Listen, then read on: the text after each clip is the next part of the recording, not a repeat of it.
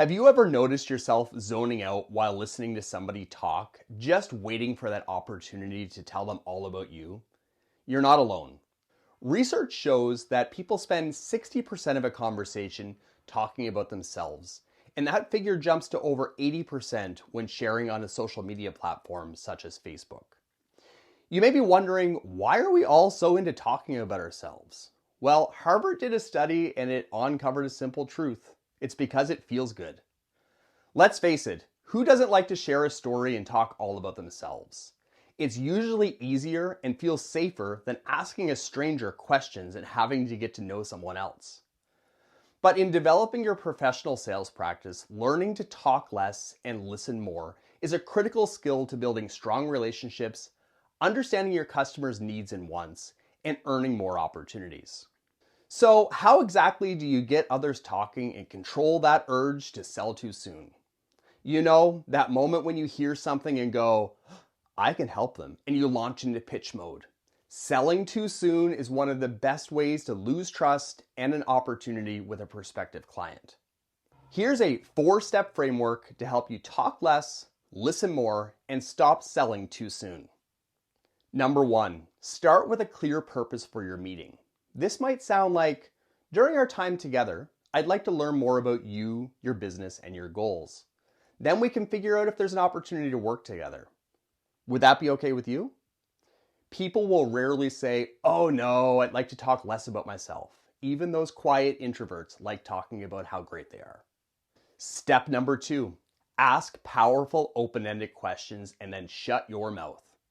After you have established a clear purpose, you might say something like, can you provide a little background on yourself and what has you excited for this year? Then shut your mouth and listen.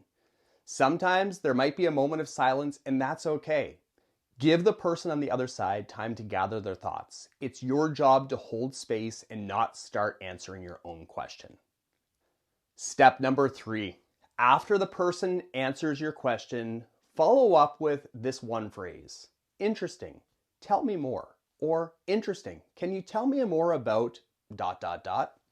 You will be blown away by how much additional information you can gather from this one simple phrase.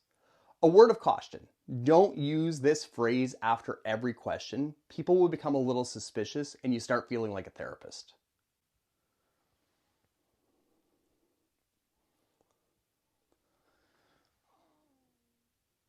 Step number 4, summarize and confirm your understanding throughout the conversation.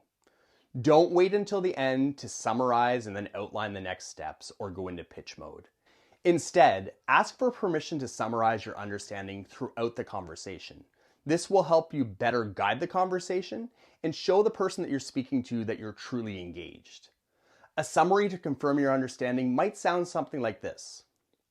Thank you for sharing all this information. To make sure I understand you correctly, you have 150 employees in 3 different locations, and about 50% of your employees are also working remote. Is this correct?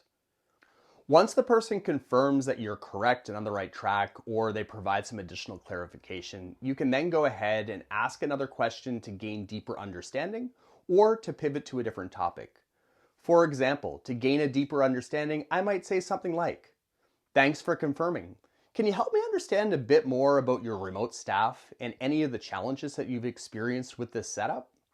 After you've spent a bit of time learning all about the other person, you can then confirm your understanding with a short summary and the key points learned throughout the conversation. Then you can ask for permission to talk about yourself. This might sound something like, thanks for sharing all of this with me. It's really insightful. I understand that your biggest challenge is the remote team and keeping them connected as part of the overall company culture. Is this correct? The person confirms. And then you say something like, thanks. Would it be okay to share a bit with you about how I could help you keep a strong company culture across both your remote and in-office staff? Notice how I didn't just launch into pitch mode of all of the great things that I can do to solve their problems. I first asked permission to make sure there were no objections before sharing some information about me. Now, I'm not pretending that shifting from that urge to talk to the power of listening more is going to be easy. But if you can master this skill, it will change how you sell and how you are received by new and existing customers. Start practicing this 4-step framework and notice how your interactions change.